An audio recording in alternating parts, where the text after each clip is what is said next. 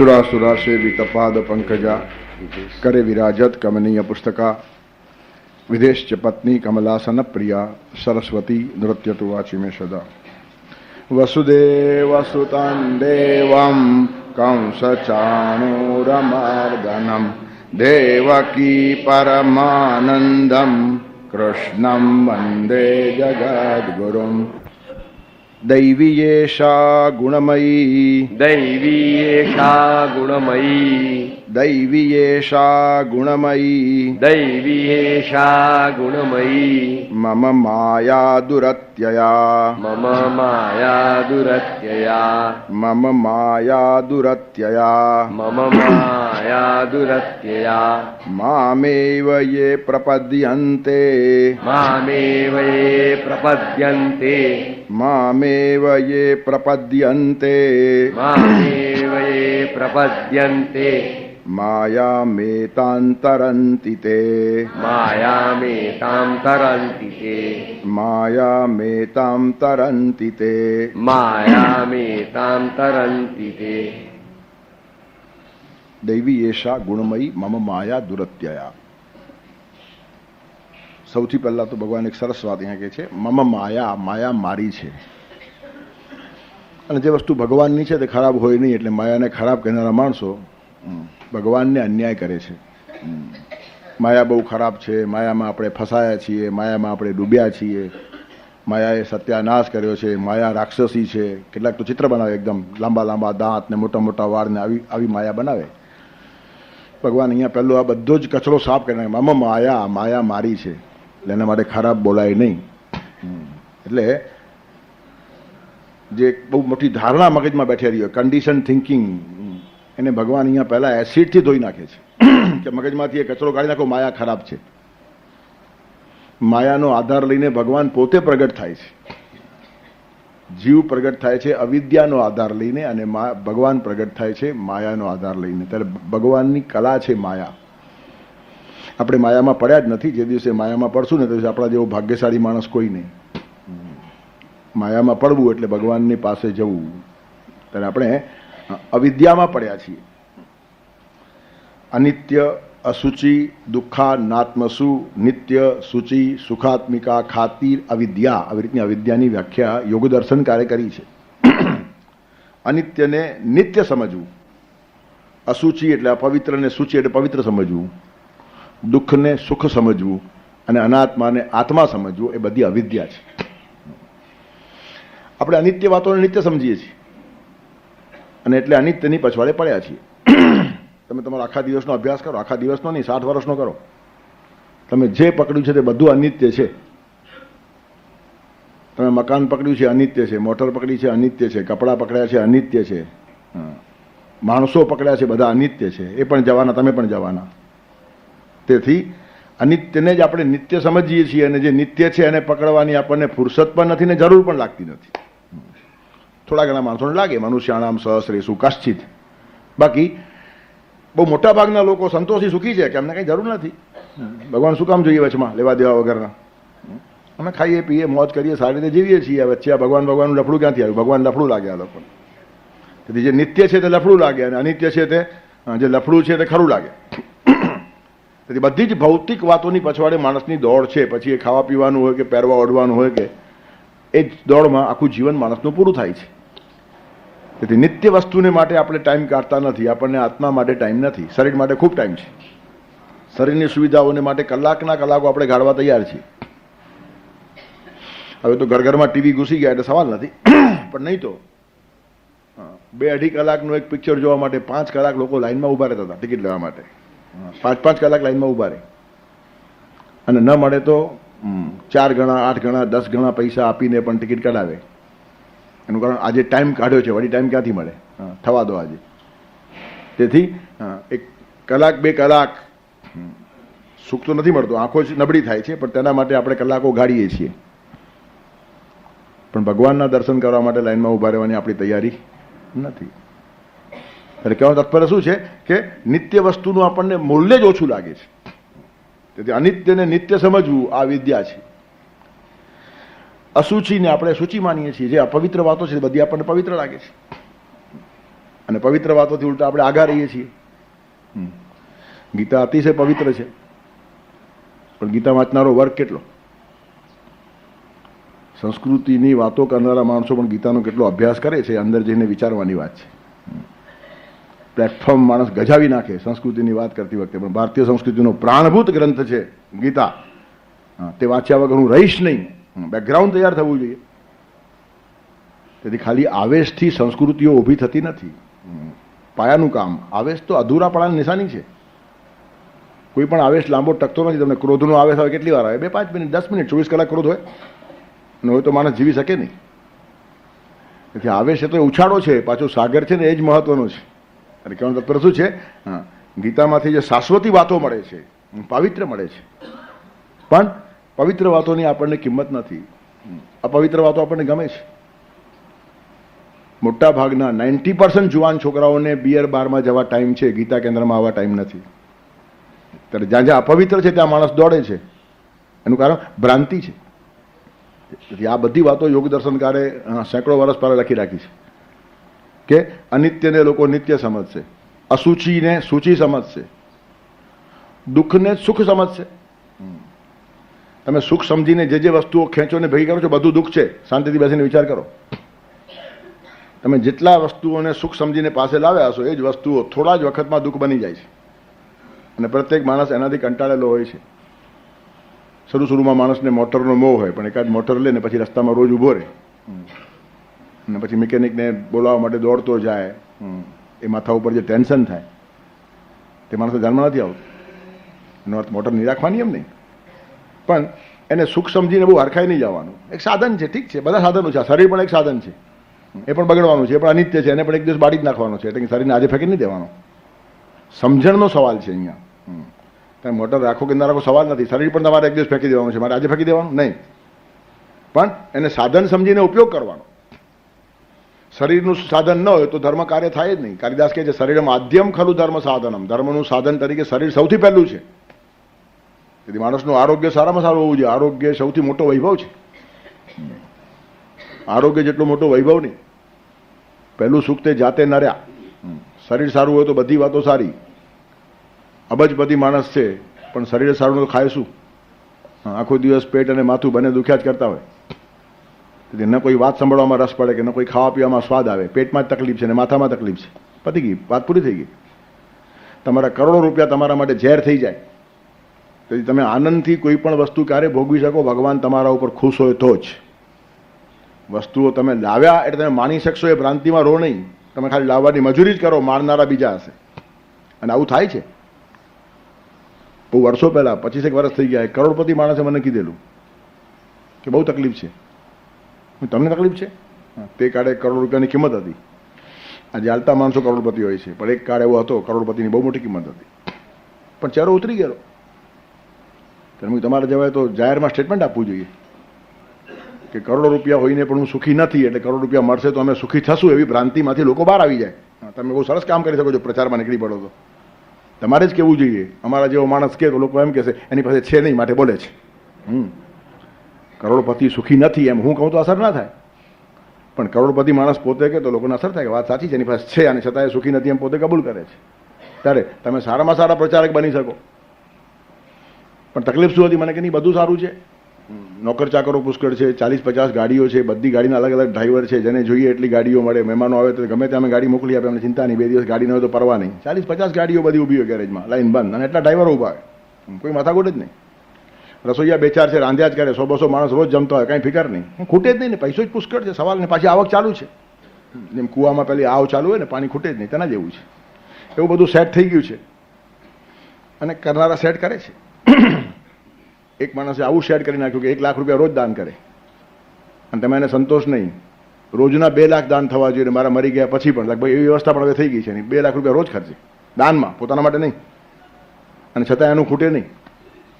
જેથી વ્યવસ્થા એક માણસ ઊભી કરી નાખે.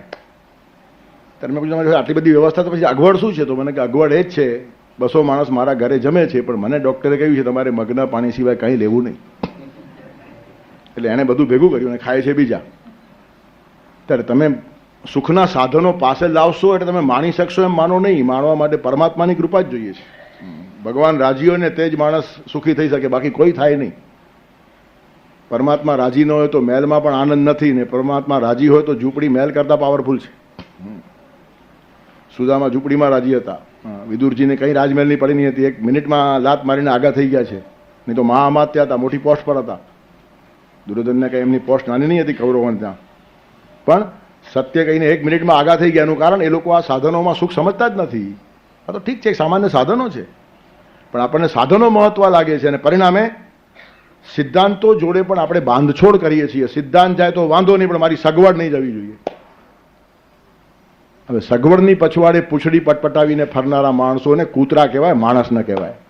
અને કૂતરાઓથી રાષ્ટ્ર ઊભું ન થાય. મૂલ્યો ખલાસ થાય, સારી વાતો ખલાસ થાય, સિદ્ધાંતો ખલાસ થાય, બધી જ બાંધછોડ કરવાની છૂટ. એનું કારણ આપણી સાધન સગવડ ટકવા જોઈએ. તેથી પોતાની સ્ટેટસ, પોતાના મકાનો, પોતાની મોટર, પોતાની બોલબાલા ચાલુ રહે એટલા માટે ગમે તેવા હલકા સમાધાનો કરીને માણસ ફર્યા કરતો હોય, એવું તો કૂતરાઓ પણ જીવે છે. પછી માણસ તરીકેનો આ દેહ શું કામ બગાડવાનો? એટલે એ લોકોને ફરીથી માણસનો દેહ મળે નહીં. એનું કારણ માણસના દેહમાં માણસ જેવો ન જીવ્યો હોય તો ફરીથી એ દેહ આપવાની ભગવાન ભૂલ કેમ કરે? આ બહુ મૂલ્યવાન દેહ છે. માણસના શરીરમાં આવીને માણસ તરીકે જો આપણે ન જીવીએ અને કૂતરા તરીકે જીવીએ તો ભગવાન કહે ઠીક છે, કૂતરાના શરીર મારી પાસે છે, લઈ જાને, મોજ કર. જવાબદારી વગરના ભોગ ક્યાં મળે કૂતરાના જીવનમાં? 2-4 પત્નીઓ પણ કરી શકાય ને એક પણ છોકરાને ઉછેરવાની જવાબદારી નહીં. આટલી સગવડ માણસના જીવનમાં ઘણી અગવડ આવે. એક કરતા બીજી રાખે, સમાજમાં નિંદા થાય, ટીકા થાય, કાંઈ ના થાય. એક કૂતરો બીજા કૂતરી જોડે જોયો તો કોઈ ફિકર જ ના કરે. એટલે આવું જ જેને જીવવું છે તેને પછી માણસનું શરીર શું કામ બગાડવાનું? એટલે કહેવાનું તત્પર શું છે? સાધનો આપણી પાસે આવ્યા કે આપણે સુખી થઈએ છીએ, આ એક ભ્રાંતિ છે. ત્યારે દુઃખને આપણે સુખ સમજીએ છીએ, અનિત્યને નિત્ય સમજીએ, અસુચિને સૂચિ સમજીએ, દુઃખને સુખ સમજીએ, અને અનાત્માને આત્મા સમજીએ. આત્મા જુદો છે ને દેહ જુદો છે. આપણને દેહ જ આત્મા લાગે છે, દેહાત્મવાદી. અને એ જ તો 4 વાકની ફિલોસોફી છે. યાવત જીવમ સુખમ જીવે તૃણમ કૃત્વા ઘૃતમ પીબેત ભસ્મીભૂત હશે દેહશે પુનરાગમનો કુતઃ. જ્યાં સુધી જીવો સુખથી જીવો, આનંદથી જીવો, આ દેહ જ આત્મા છે, અને દેહ ભેગો આત્મા પડી જવાનો છે. પુનર્જન્મ જેવું છે જ નહીં. અને આ સિદ્ધાંતો ઘણા માણસોને ગમે. એનું કારણ પુનર્જન્મ જેવું ન હોય તો બધું આડું અવડું કરવાની છૂટ. પુનર્જન્મ હોય તો આવતા જન્મે પણ કરેલું ભોગવવું પડશે. આ ભયથી માણસો સારા રહે. અને વાત પણ સાચી છે, મરી ગયા પછી પાછા જો ના આવવાનું હોય તો સારું જીવનારા માણસો મૂર્ખા છે. દુનિયાભરનું ખાઈને ચાલા જવાનું, પાછું ક્યાં આપવાનું છે? પાછું આવવાનું છે જ નહીં. લેકર દિયા કમાકર ખાયા વો ભી ક્યાં દુનિયા મેં આયા. લઈને પાછું આપે કે માણસ કહેવાય? લીધું એટલે લીધું, પછી ગયું. તેથી મોજ કરવાને માટે પૈસા ન હોય તો ઉછીના લો, ગામના વાપરી કાઢો, ક્યાં પાછા આપવાના છે? મરી ગયા પછી ભસ્મીભૂત, કોણ કોને ઓળખે? આવું નથી. પુનર્જન્મ છે, અને જન્માંતર સુધી માણસે બધા લેણા દેણા ચૂકવવા પડે છે. એ ધ્યાનમાં હોય તો જ નીતિશાસ્ત્ર ઊભું રહે, તો જ સમાજ ઊભો રહે. અને આમ તો હવે સાયન્સ બી કહે છે કે કશું નાશ પામતું જ નથી. થિયરી ઓફ કોન્ઝર્વેશન, કોન્ઝર્વેટિવ થિયરી કહે છે કશું નાશ પામતું નથી આ જગતની અંદર. તો પછી રૂપાંતર થાય, વેશાંતર થાય. જીવાત્મા વેશાંતર કરે અને શરીરનું રૂપાંતર થાય. આ બંને વસ્તુનું નામ છે મૃત્યુ. ત્યારે જન્મ જન્માંતર સુધી આપણને ભોગવવું પડે. પણ દેહાત્મવાદી લોકો દેહને જ આત્મા સમજે. જે અનિત્ય છે, અનાત્મા છે, તેને આત્મા સમજે. આ બધું અવિદ્યામાં આવે. હું શા માટે કહું છું? આપણે બધા અવિદ્યામાં પડ્યા છીએ. એના કરતાં ઉપરની એક માયા છે, અને દૈવી છે. પેલું તો મમ માયા. ભગવાન કે જે માયા મારી છે, એટલે બહુ મોટી વાત આવી ગઈ. એમાં અસ્તવ્યસ્ત બોલવાની છૂટ બંધ થઈ ગઈ. ભગવાનની માયા માટે ગમે તેમ બોલાય નહીં. વિષ્ણુ પત્ની નમસ્તુભ્યમ પાદસ્પર્શમ ક્ષમસ્વ મેં લક્ષ્મી છે ને. નારાયણમ નિરાકારમ નરવીરમ નરોત્તમમ નૃસિંહમ નાગનાથં ચ તમ વંદે નરકાંતકમ. નારાયણની સાથે લક્ષ્મી ઊભી રહી, એની પત્ની છે, માટે એના માટે ગમે તેમ બોલાય નહીં. લક્ષ્મી એ ભગવાનની હોય તો એને ગાળ કેમ અપાય? સામાન્ય માણસની પત્નીને પણ ગાળ આપવાનો અવિવેક માણસો કરે નહીં. અને ભગવાનની પત્નીને હિંમતથી ચંચલ કયા કરે છે? લક્ષ્મી ચંચલ છે. તમારા પડોશીને કહી જુઓ કે તારી પત્ની ચંચલ છે, માર ન પડે તો કહેજો. સીધો તમાચો આવશે ગાલ ઉપર. આ તો ભગવાન કશું બોલતા નથી એટલે કથાકારો હાંક જ રાખે છે લક્ષ્મી ચંચલ છે. ભગવાન 32 દાંત પાડી નાખે જો સામે આવીને ઉભા રહે તો. મારી વાઈફને ચંચલ કહે છે, વોટ ડુ યુ મીન? તેથી એક વખત પત્ની ભગવાનની છે નક્કી થઈ ગયું તો આપણી માં છે. અને ભગવાનની પત્નીને ગાળ ના અપાય ને આપણી માને પણ ગાળ ના અપાય. લક્ષ્મીને ગાળ આપનાર પોતાની માને ગાળ આપે છે. એ સમાજમાં ક્રાંતિ શું લાવશે? લક્ષ્મી ચંચલ નથી, આપણી મતિ ચંચલ છે. લક્ષ્મી જેની પાસે આવે ને એની મતિ ઠેકાણે રહેતી નથી. અને એ મતિનો આરોપ પછી લક્ષ્મી ઉપર થાય છે.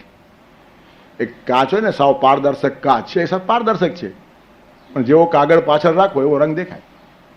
લીલો કાગળ રાખો તો કાચ લીલો લાગે, બ્લુ કાગળ રાખો તો બ્લુ લાગે. તેમ તમારી જેવી મતિ છે ને એવી લક્ષ્મી દેખાય. લક્ષ્મી તો પારદર્શક છે, પરમાત્માની પત્ની છે. તેથી લક્ષ્મી મારી પત્ની છે એમ ભગવાન એકવાર કહી દે, પછી એને ગાળ અપાય જ નહીં. તે મમ માયા, માયા મારી છે, પછી ગાળ આપવાનું બંધ થયું.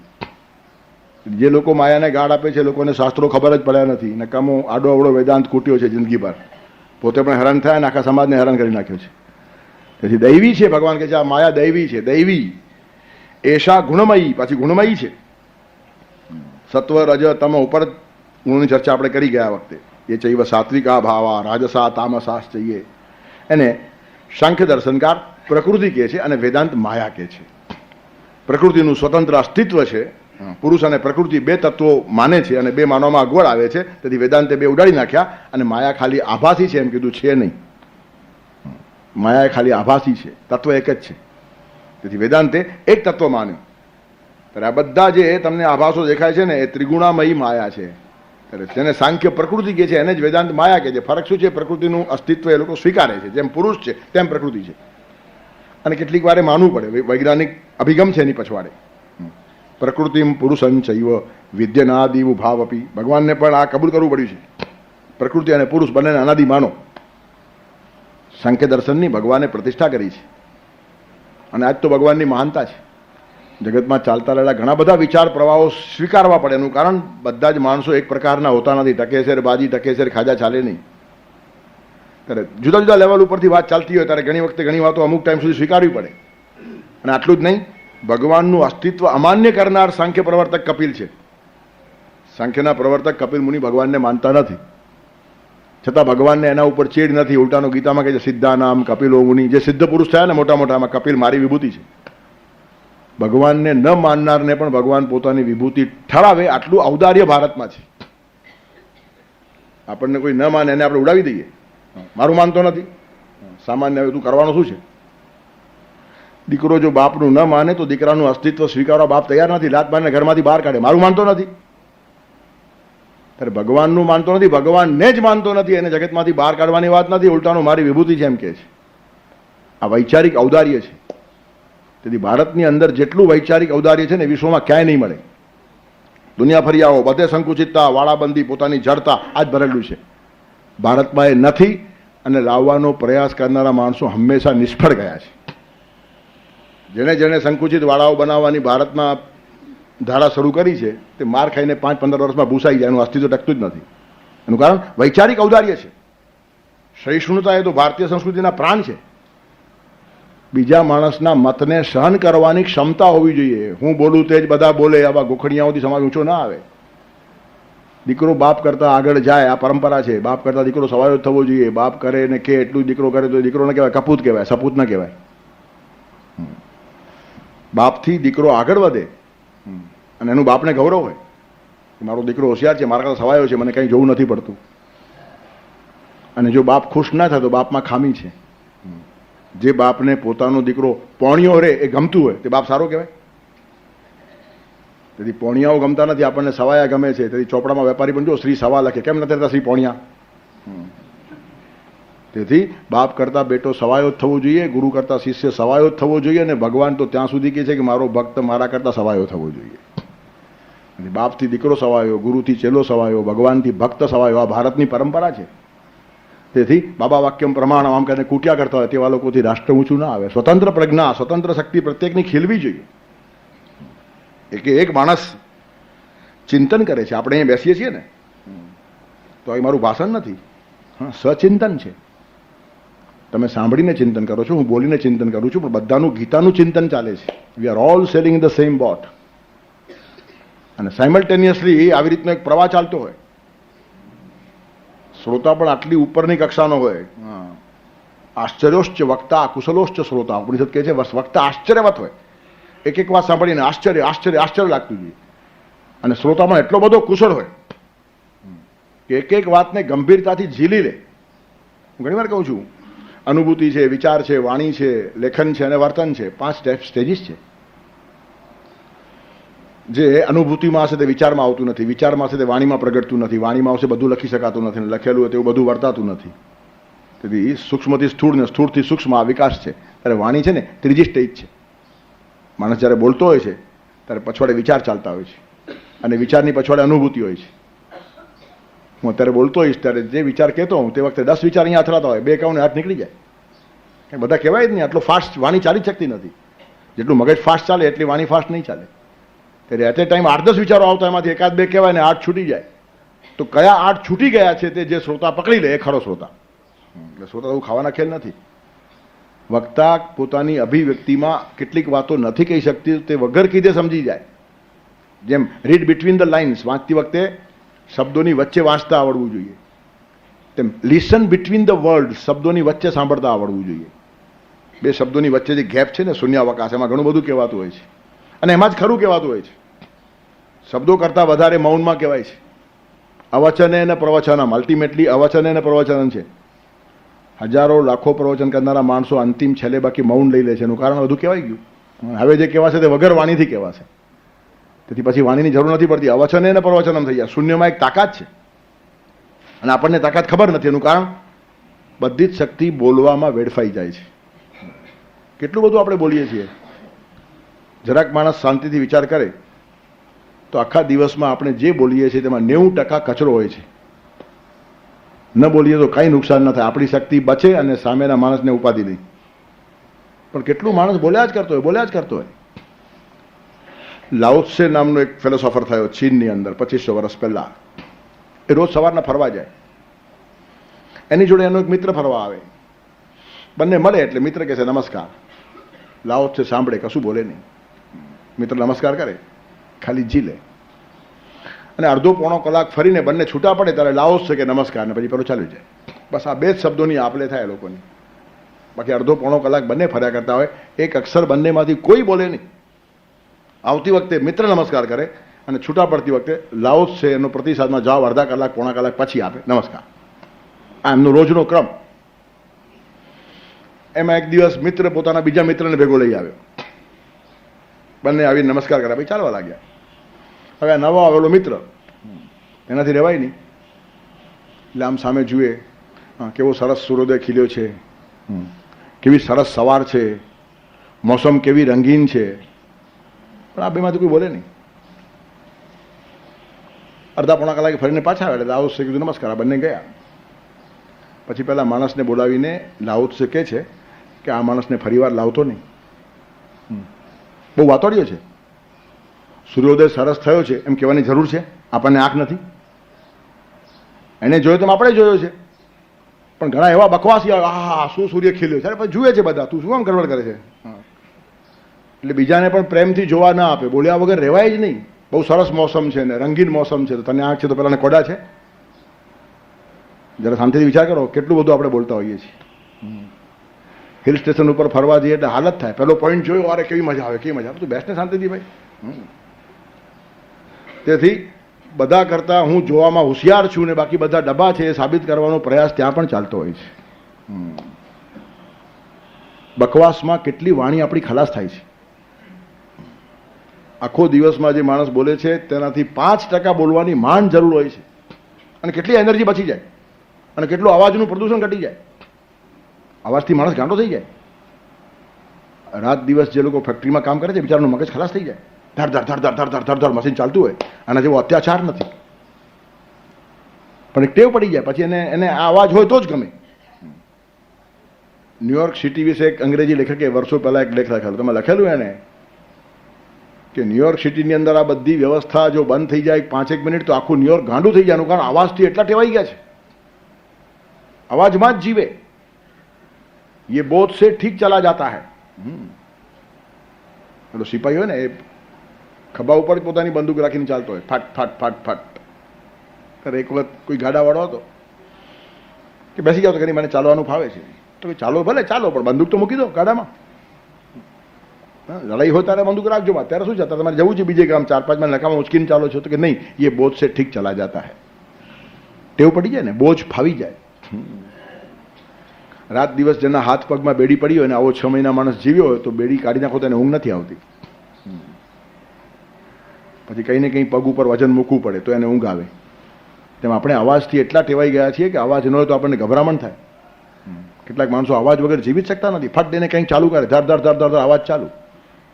એનું કારણ અવાજ બંધ થાય એટલે આપણે આપણી જાતને મળીએ છીએ અને માણસ પોતાની જાતને મળવાથી ગભરાય છે.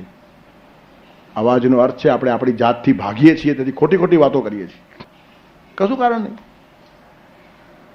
ઘણા માણસો પાપા કલાક અડધો કલાક ફોન દઈને બેઠા હોય. કેટલા લોકોના ફોન એંગેજ આવે, કેટલા માણસોના કામ બગડી જાય. કશું નહીં, કહેવાનું કંઈ ન હોય પાછું. હા હા હી હું સાંભળો તો કંઈ નીકળે નહીં એમાંથી. અડધી મિનિટ વાત કરવા જેવી નથી હોતી ને અડધો કલાક હલાવે રાખે. અને અડધો કલાક હલાવ્યા પછી કે કલાક પછી આપણે મળીએ છીએ. હા, પછી તારે વાત કરીને ભાઈ. અડધો કલાક હલાવ્યું તો પાછું મળીને પાછું હલાવશે. એટલે we don't know how to live. જીવવાની કલા જ નથી. ઓછામાં ઓછું માણસ બોલે અને અભિવ્યક્તિ પાવરફુલ થાય. બહુ બોલે છે, એના શબ્દોમાં તાકાત ન હોય, એની અભિવ્યક્તિ પાવરફુલ ન હોય.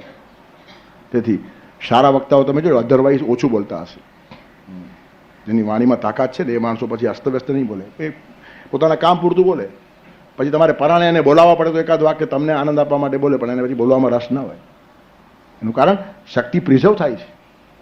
તેથી અસ્તવ્યસ્ત બધું વેડફાઈ જાય તો વાણી પાકી થઈ જાય, એમાં તાકાત ન રહે.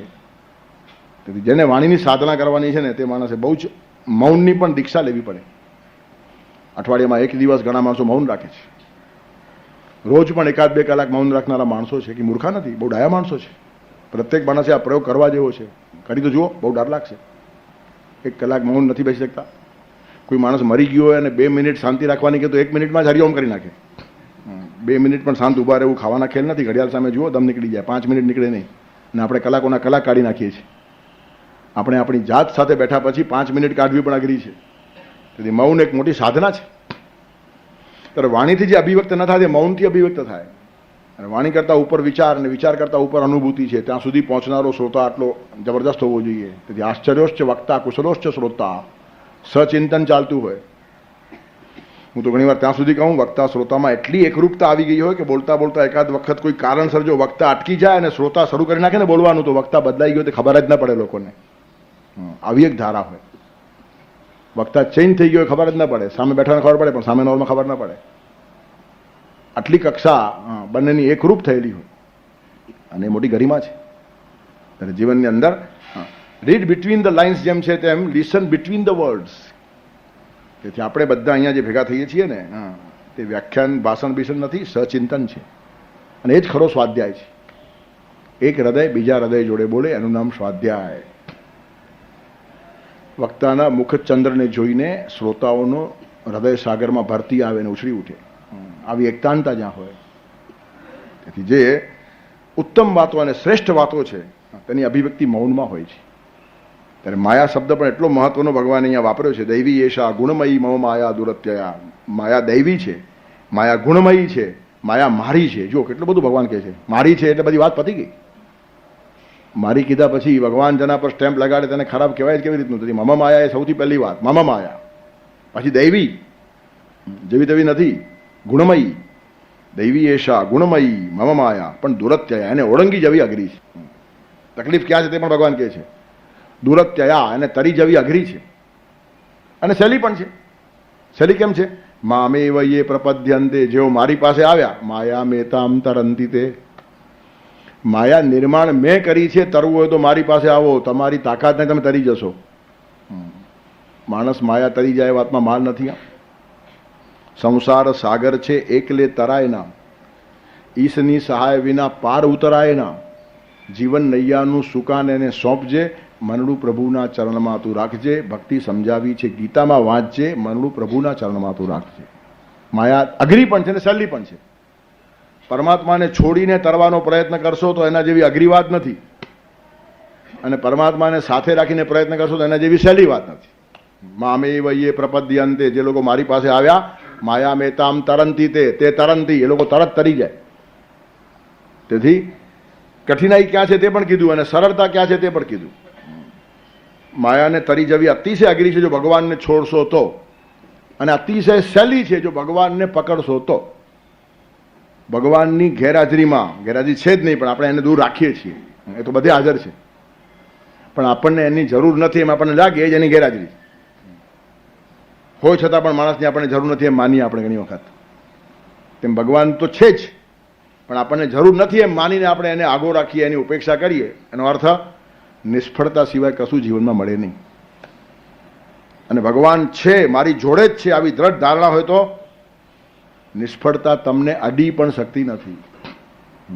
એનો હો સાથ તો ના નિષ્ફળ થવાય છે. ભગવાનનો સાથ હોય તો નિષ્ફળ થવાય જ નહીં. તમે નિષ્ફળ થવાના પ્રયત્ન કરો તોય નહીં થાવ. જાઓ, મારે નિષ્ફળ થવું છે એમ નક્કી કરો તોય નહીં થવાય. એનું કારણ ભગવાન જોડે છે. એનો હો સાથ તો ના નિષ્ફળ થવાય છે અને એના વીણ સ્વલ્પના સફળતા પમાય છે. ભગવાનને જરાક તમે આગા રાખ્યા ને, નાનકડી સફળતા પણ તમારી પાસે નહીં આવે. ઈશ્વર સાથે રાખશો તો નિષ્ફળતા તમને સ્પર્શે નહીં, અને ઈશ્વરને દૂર રાખશો સફળતા ભૂલથી પણ તમારી પાસે આવે નહીં. આવી દ્રઢ ધારણા થવી જોઈએ. એનો હો સાથ તો ના નિષ્ફળ થવાય છે, એના વીણ સ્વલ્પના સફળતા પમાય છે. લોકનાથ પીવડાવે અમૃતના જામ, રામ કહો કે કહો રાધે શ્યામ. ઉપરવાળાના હજાર છે નામ, રામ કહો કે કહો રાધે શ્યામ. તમે એને રામ કહો, રાધે શ્યામ કહો, તમારે જે કહેવું હશે તો પણ સાથે રાખો. તમે રામ કહીને સાથે રાખો, કૃષ્ણ કહીને સાથે રાખો, શિવજી કહીને સાથે રાખો, મહાવીર કહીને સાથે રાખો, મોહમ્મદ કહીને સાથે રાખો, જરથુસ્ત કહીને રાખો, ઈસુ ખ્રિસ્ત કહીને રાખો, જે કેવું હશે તે કહો, પણ એ સાથે જોઈએ. એનો હો સાથ તો ના નિષ્ફળ થવાય છે. અને આટલું જ નહીં, એના વીણ સ્વલ્પના સફળતા પમાય છે. અલ્પ માત્ર સફળતા નહીં મળે. અને એ ટ્રાય ઘણા લોકોએ કરી નાખી છે, એટલે આપણે નકામા એ પ્રયોગ કરવા નહીં. આ બધા પ્રયોગ થઈ ગયા છે ઇતિહાસમાં. રાવણનું ચરિત્ર એટલા માટે વાંચવાનું, દુર્યોધનનું ચરિત્ર એટલા માટે વાંચવાનું. એના વીણ સ્વલ્પના સફળતા પમાય છે. 11 અક્ષોહિણી સેનાથી પણ દુર્યોધન સફળ થયો નથી. એનું કારણ એનો સાથ નહીં. અને પાંડવોને નિષ્ફળતા અડી જ શકતી નથી. એનું કારણ શ્યામને સાથે રાખીને જ ફર્યા. જીવન નૈયાનું સુકાન એને સોંપજે. તેથી ભગવાનની પાસે ગયા, માયા મેતામ તરંતી તે, એ લોકો તરી જાય છે. બિલકુલ અગવડ છે જ નહીં. અને એનાથી આગા થઈ ગયા તો ભયંકર છે. તમારી તાકાતે તમે તરી શકો. તરવું બહુ જ મુશ્કેલ છે. મને હમણાં થોડા વર્ષ પહેલા એક ભાઈએ કીધેલું, અને ક્યાં મુંબઈનું આવું લાઈફ છે, તમે શું મૂળમાં પડ્યા છો? મને કે આખી ધક્કાધૂમી, આટલી હેરાનગતિઓ, ગાડીઓમાં, આમાં તેમાં, રહેવાના સરખા મકાનો નહીં. મને એને પ્રલોભન આપેલું, તમે આવી જાઓ ગુજરાતમાં, તમને રહેવા માટે મોટું મકાન આપીએ, ફરવા માટે ગાડી આપીએ, 2-5 લાખ રૂપિયા તમારા નામે બેંકમાં મૂકી દઈએ, સીધું આવો એટલે 24 કલાકમાં જ. ભાઈ મને કંઈ જોઈતું નથી. અને તને મુંબઈનો મોહ છે? મુંબઈનો મોહ નથી, પણ તું મને ખરીદી જાય ને એટલો વેચાઉ માલ હું નથી. તું મને પૈસા આપે, હું તારી પાછળ દોડતો આવું તો પછી રોટલો બતાવે પછી કૂતરો આવે, એના જેવું થયું ને. તેથી આ વસ્તુઓ માણસને ખેંચે નહીં. વસ્તુ માણસને ખેંચે એટલે માણસનું ગૌરવ ખલાસ થયું. વસ્તુઓ ખેંચાઈને માણસ પાસે આવે, પણ વસ્તુ પાસે ખેંચાઈને માણસ જે દિવસે જાય તે દિવસે માણસ જ ખલાસ થયો. અને માણસ ખલાસ થયા પછી જીવવું જ કોને તારા બંગલામાં છે? તેથી માણસ વેચાવ ન હોવો જોઈએ. પછી મેં એને આસ્તા આસ્તા કીધું કે મુંબઈ કંઈ ખરાબ નથી, બહુ સારું છે. મુંબઈમાં 3 માં છે. મુંબઈનું સ્પેલિંગ શું થાય? MUMBAI. અંગ્રેજીમાં માને કે છે મમ્મી, એનું શોર્ટ ફોર્મ છે મમ. MUM. જો મુંબઈમાં આવે છે ને MUM એટલે મમ. પછી આવે છે BA, ગુજરાતીમાં એને બા કે, અને પછી આવે છે આઈ, મરાઠીમાં આઈ કે છે. તો MUMBAI, મમ, બા અને આઈ. એટલે મમ્મી પણ છે, બા પણ છે, આઈ પણ જ્યાં છે ત્યાંથી ભાગવાનું કારણ શું? એ મેં રમૂજમાં કીધું, પણ મારો કહેવાનો તાત્પર્ય બીજો હતો કે વસ્તુથી ખેંચાય તે લપેટાયો, અને પરમાત્માથી ખેંચાય તે જ બચે. એટલે આપણું આકર્ષણ કેન્દ્ર પરમાત્મા હોવો જોઈએ, આ વિદ્યા નહીં. એટલે વસ્તુ તરફ જેનું ખેંચાણ થયું ને તેની દિશા બદલાઈ ગઈ. ભગવાન તરફ પીઠ થઈ ગઈ, વસ્તુ તરફ મોઢું થઈ ગયું. અને તમે ભગવાન તરફ મોઢું રાખો, વસ્તુઓ તમારી પાછળ પોતાની મેળે દોડતી આવશે, અને ના આવે તો કંઈ નહીં. વસ્તુ પોતાની શોભા વધારવા માટે આવશે, મને સુખી કરવાને માટે નહીં. એનું કારણ મને સુખી કરવા માટે પરમાત્મા કાફી છે. ઈશ્વર સમર્થ છે, અને જીવન હંમેશા ઈશ્વરથી જ ભરાય છે, વસ્તુઓથી ભરાતું નથી. વસ્તુઓથી ભરનારા બધા જ માણસો મૃત્યુ વખતે સાવ પોતાની જાતને ખાલી ખાલી મહેસૂસ કરે છે. બહુ ખરાબ મરણ આવે. જેને ભગવાનને સાથે રાખ્યો નથી ને એનું જીવન સાવ ખાલી હોય. મરતી વખતે એટલો માણસ હેરાન થઈ જાય.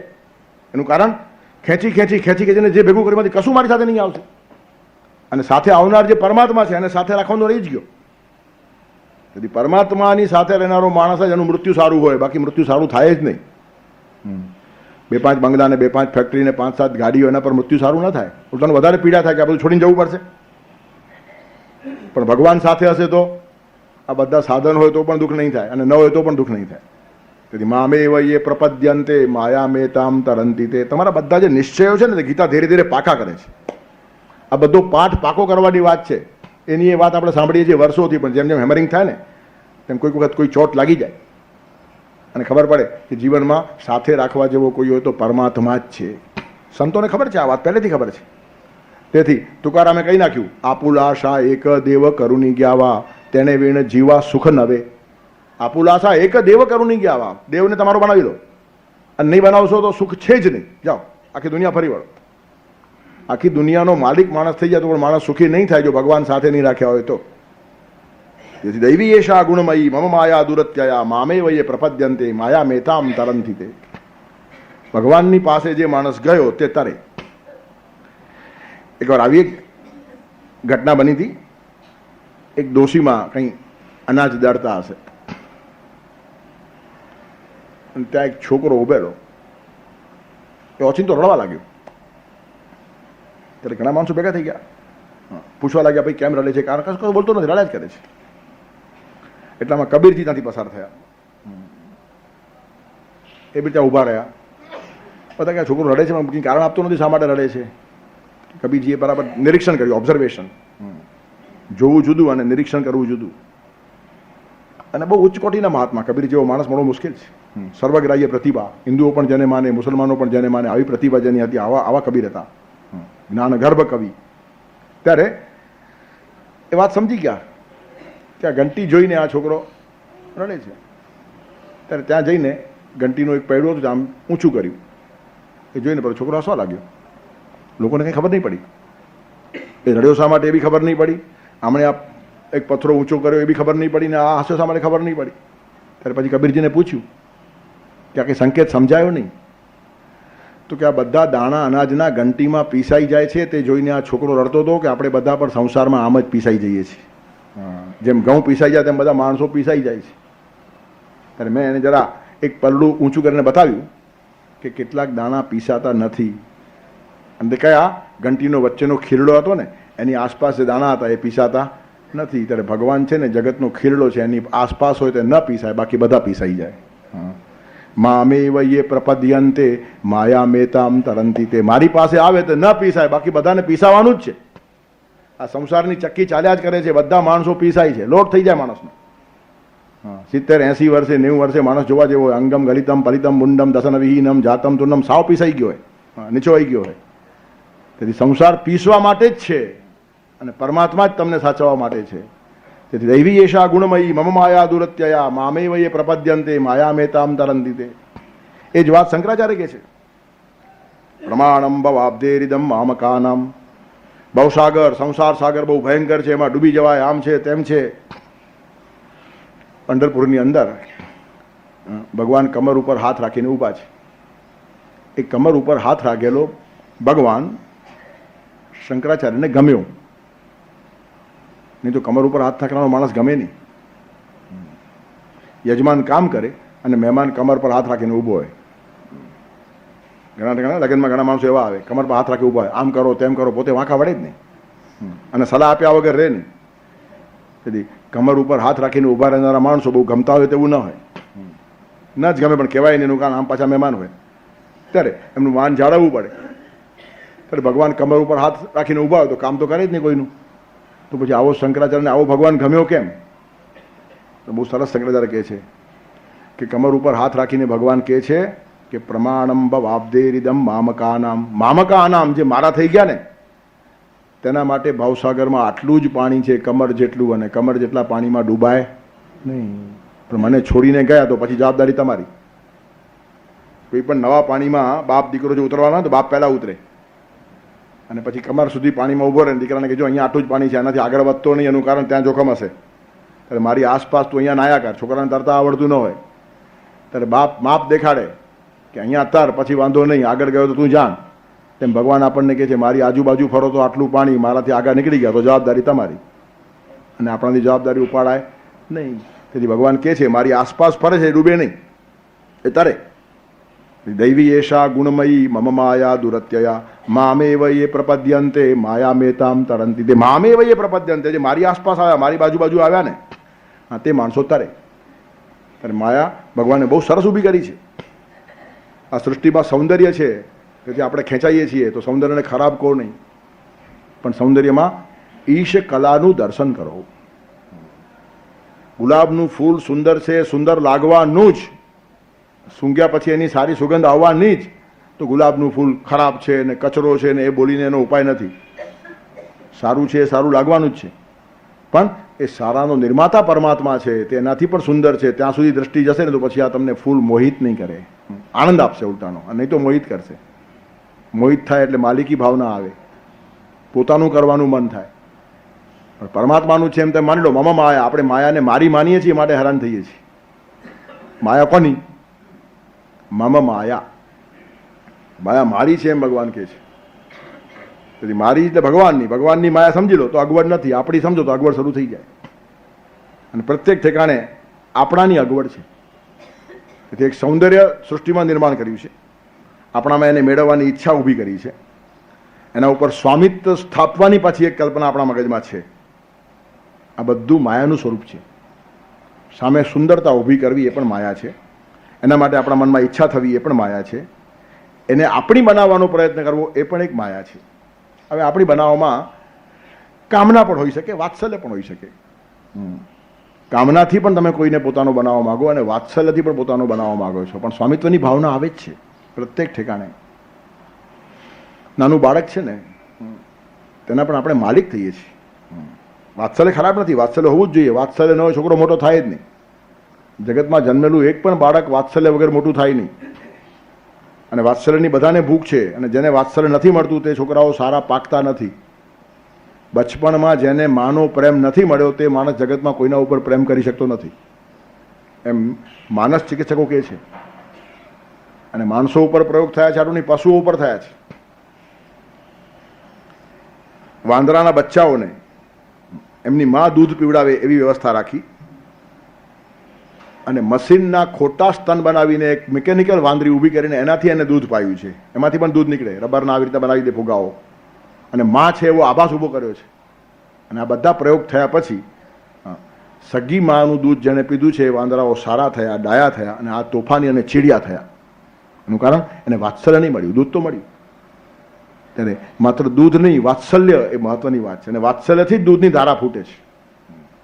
માના શરીરમાં જે દૂધ તૈયાર થાય છે ને, એમાં વાત્સલ્યની ધારા બહુ મોટું કામ કરે છે. એટલે વાત્સલ્ય એ પણ એક માયાનું અને મમતાનું સ્વરૂપ છે, એ ખરાબ નથી, પણ એમાં સ્વામિત્વની ભાવના આવે છે.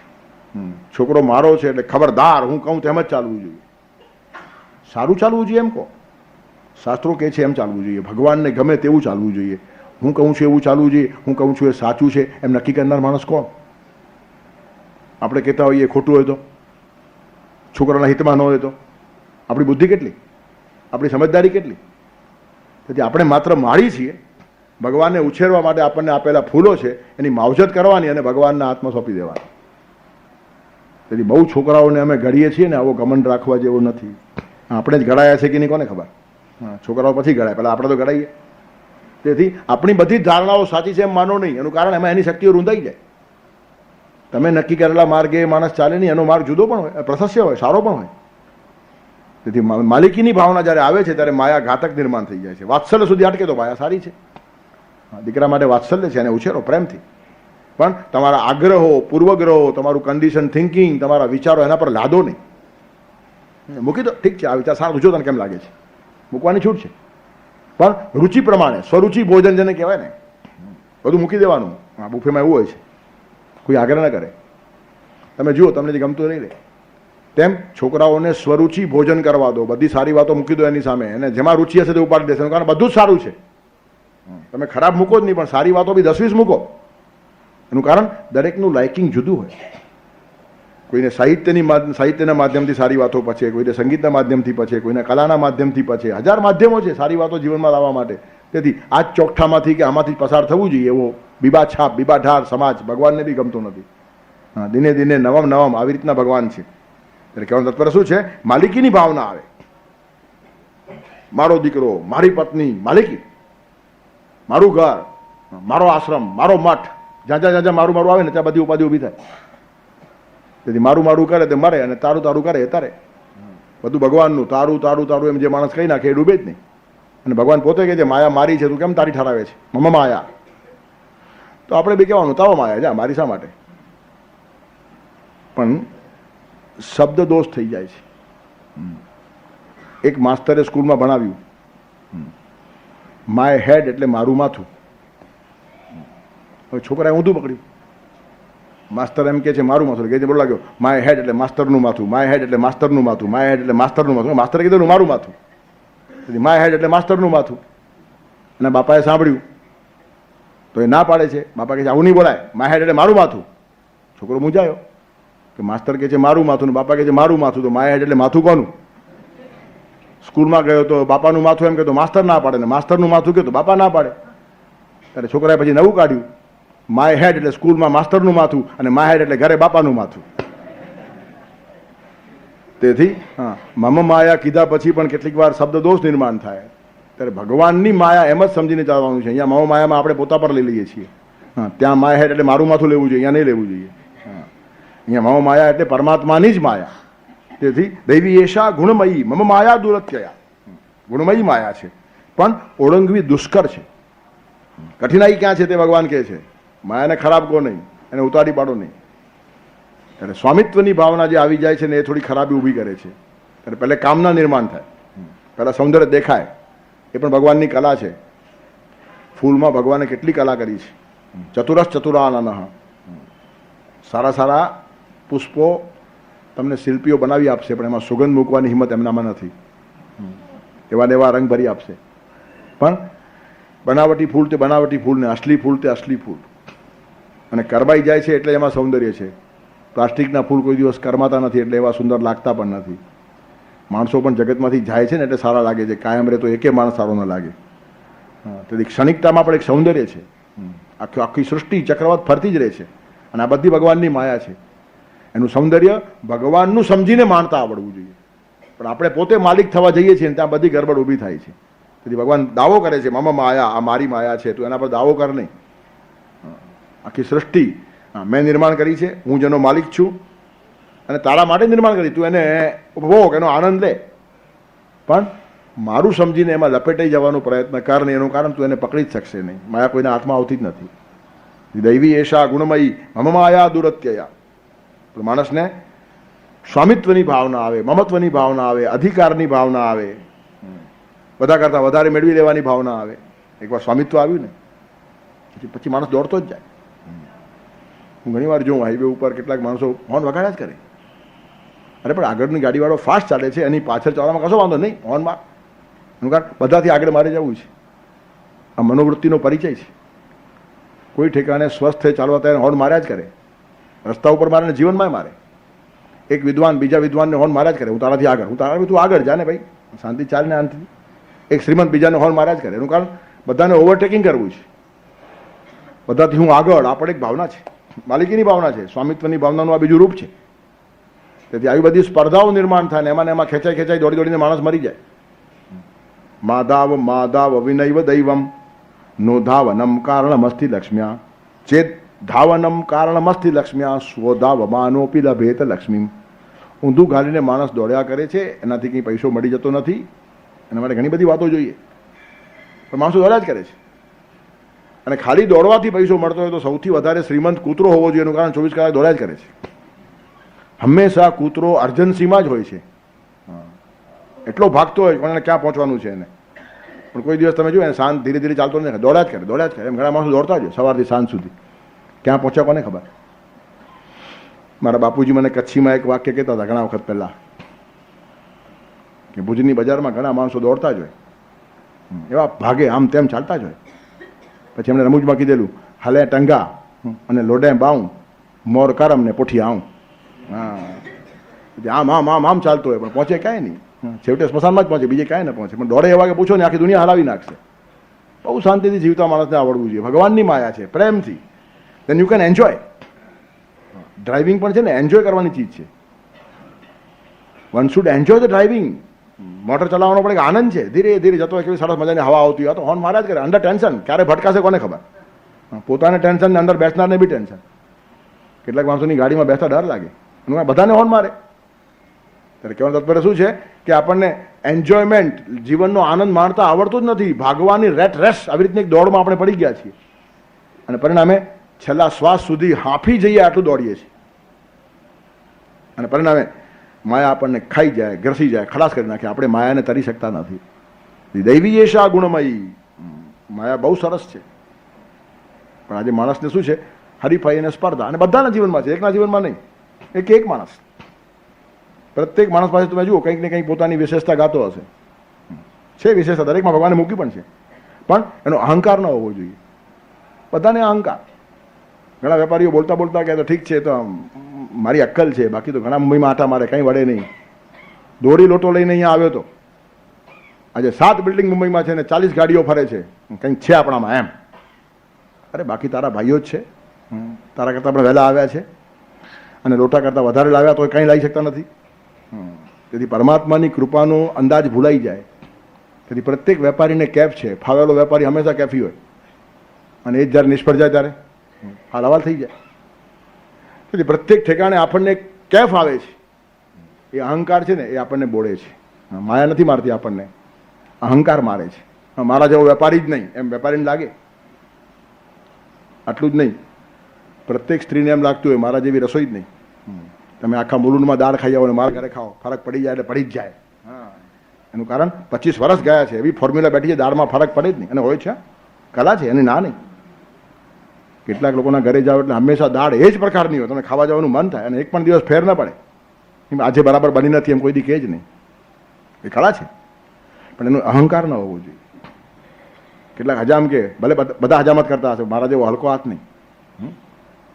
હું હજામત કરું ને માણસ સૂઈ જાય તો એની ઊંઘ ન ઉડે અને એવા હોય છે, એવા સરસ કાપી નાખે, પણ એને ગૌરવ છે. ગૌરવ છે તો વાંધો નહીં, ગર્વ આવે ત્યારે મુસીબત. ત્યારે પ્રત્યેક માણસની કંઈક ને કંઈક વાતની આખી રમત ચાલતી હોય છે. મારા જેવું કોઈ નહીં. કથાકાર પણ રાવણને અહંકાર આવ્યો તેથી રાવણ મરી ગયો, દુર્યોધનને અહંકાર આવ્યો તેથી દુર્યોધન મરી ગયો, પણ મારા જેવી કથા કોઈ કરતું નથી, એ અહંકાર જતો નથી.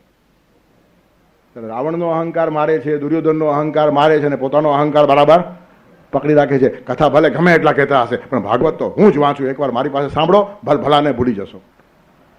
એનો અર્થ રાવણ તારામાં પ્રવેશી ગયો, દુર્યોધન તારામાં ઘૂસી ગયો. તેથી કથાકારને કથા કરતા ખબર નથી પડતી કે દુર્યોધન ક્યારે સવાર થઈ જાય છે. જે દુર્યોધનના અહંકારને તું મારે છે તે દુર્યોધન મરતો નથી, અહંકાર રૂપે તારામાંથી પ્રગટ થાય છે. તેથી કથાકાર પણ અહંકારમાંથી બચતો નથી. મારા જેવી કથા કહેનાર માણસ બીજો છે ક્યાં? પતી ગઈ વાત, ડૂબ્યો તારે નહીં.